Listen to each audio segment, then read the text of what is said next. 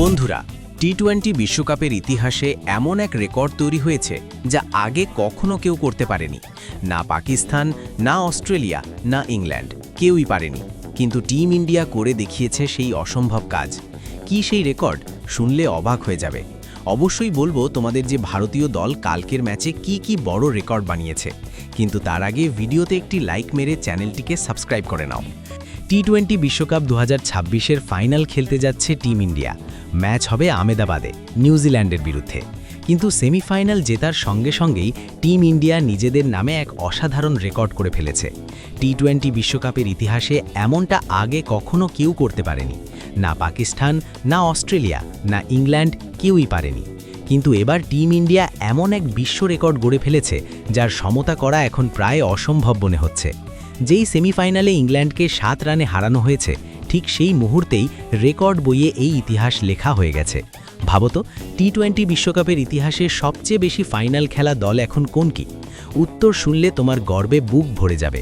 আসলে team India চতুর্থবারের মতো টি-20 বিশ্বকাপের ফাইনালে পৌঁছেছে। হ্যাঁ, টি-20 বিশ্বকাপের ইতিহাসে এমনটা আগে কখনো কেউ করতে পারেনি। তুমি যতই ইতিহাসের পাতা উল্টানো, বই খুলে দেখো, এমন দুর্দান্ত রেকর্ড আর পাবে না। চতুর্থবার ফাইনালে পৌঁছেছে টিম ইন্ডিয়া। 2007 সাল থেকে এখন পর্যন্ত এমনটা আর কোনো দল করতে পারেনি। সবচেয়ে বেশি ফাইনাল খেলা দলের তালিকায় এখন প্রথম স্থানে উঠে এসেছে ভারতীয় দল। 2007 সালে নিশ্চয়ই মনে আছে, ফাইনালে পাকিস্তানকে হারিয়েছিল ভারত। তারপর 2014 সালে ফাইনালে শ্রীলঙ্কার কাছে হেরে যেতে হয়েছিল। 2024 সালে আমরা দক্ষিণ আফ্রিকাকে হারিয়ে দ্বিতীয় শিরোপা জিতেছিলাম। এবার 2026 সালে আহমেদাবাদের মাঠে নিউজিল্যান্ডের বিরুদ্ধে ফাইনাল খেলতে নামবে ভারত। অর্থাৎ এটি ভারতের চতুর্থ ফাইনাল। এটা যদি অসাধারণ রেকর্ড না হয় তাহলে আর কি হতে পারে? কিন্তু এখানেই শেষ নয়। আর একটি বড় ইতিহাস তৈরি করেছে টিম ইন্ডিয়া, যা খুব কম দলই করতে পেরেছে।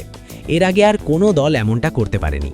এর পাশাপাশি আরেকটি বড় বিষয় হলো, টানা দ্বিতীয়বার ফাইনাল খেলতে যাচ্ছে ভারতীয় দল। এই তালিকায় এখন ভারত তৃতীয় দল হয়ে গেছে। মজার বিষয় হলো, এই তালিকায় এশিয়ার দলগুলোই বেশি। সবচেয়ে আগে পাকিস্তান 2007 সালে ভারতের বিরুদ্ধে এবং 2009 সালে শ্রীলঙ্কার বিরুদ্ধে টানা দুবার ফাইনাল খেলেছিল। 2007-এর ফাইনাল তারা হেরে গিয়েছিল, কিন্তু 2009 সালে শ্রীলঙ্কাকে হারিয়ে শিরোপা জিতেছিল।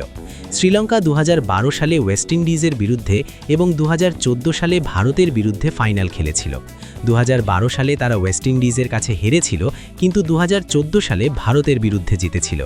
এবার যদি ভারতের কথা বলা হয়, 2024 সালে আমরা ফাইনাল জিতেছি এবং 2026-এর ফাইনাল এখনও বাকি।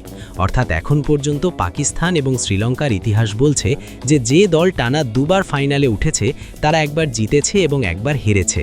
ভারত ইতিমধ্যেই একটি জিতেছে। এখন দেখার বিষয় এবার কি হয়। রেকর্ডটা সত্যি খুবই আকর্ষণীয়।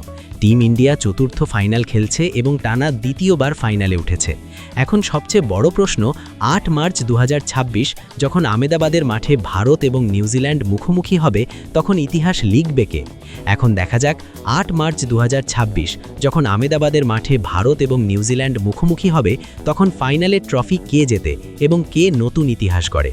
ফাইনাল নিয়ে তোমাদের ভবিষ্যৎবাণী কি? কমেন্ট করে অবশ্যই জানাও।